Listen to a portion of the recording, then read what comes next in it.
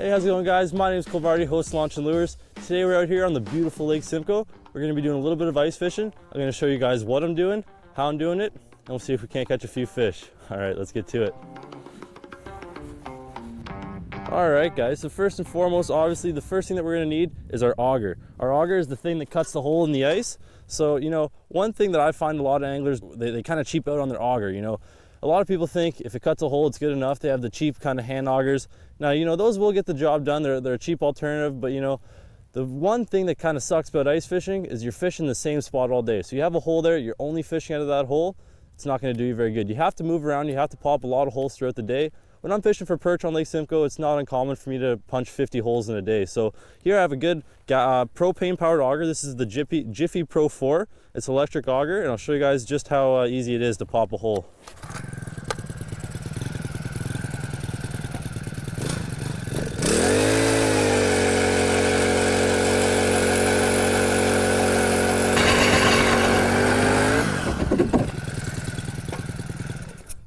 And just like that, I cut through about 12 inches of ice. So very easy, very effective way of covering a lot of water. All right.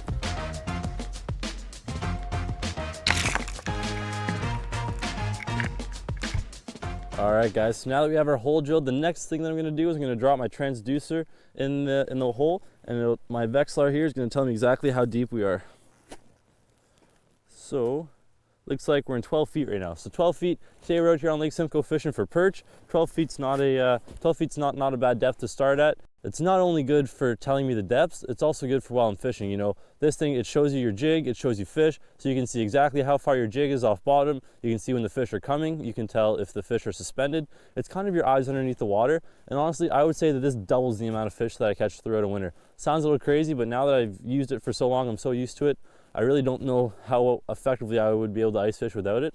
So definitely, if you guys are kind of getting into the sport and you're looking to spend a little bit of money, a good solid flasher sonar is definitely something that I would look into.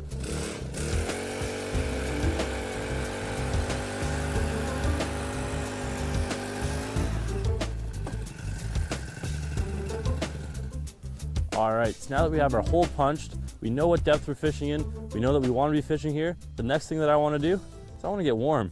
I don't like the cold very much, but I love to ice fish. So kind of then the next best thing to being inside is to being in a hut. So right here I have just a one-man portable hut. Personally, for me, I prefer a portable hut over stationary. Kind of allows you to move around a little bit more throughout the day. You're not kind of anchored in one spot. So personally, I like a one-man hut. It's just something a little bit easier. You can flip it back and forth, no problem.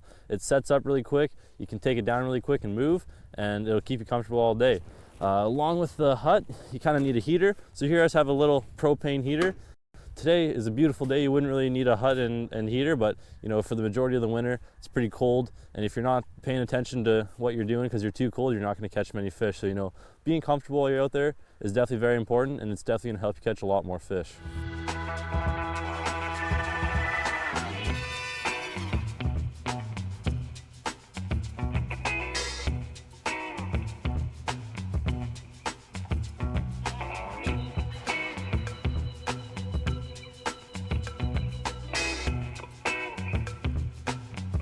Alright guys, let's just take a second here to show you kind of my favorite setup for perch on Lake Simcoe.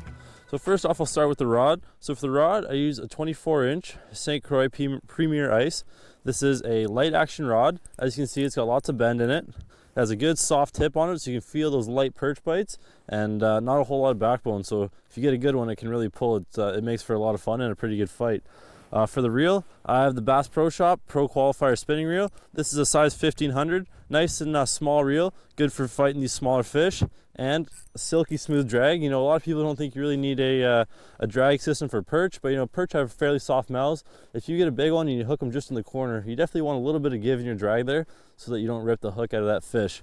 On the business end of things, I have a slab grabber. If you've fished around Lake Simcoe, you probably know of a slab grabber. Definitely an awesome bait for perch. Has a lot of flash. I find that the flash tends to bring a lot of fish around and keep them around for a long time, but of course you obviously do get a lot of bites on that as well.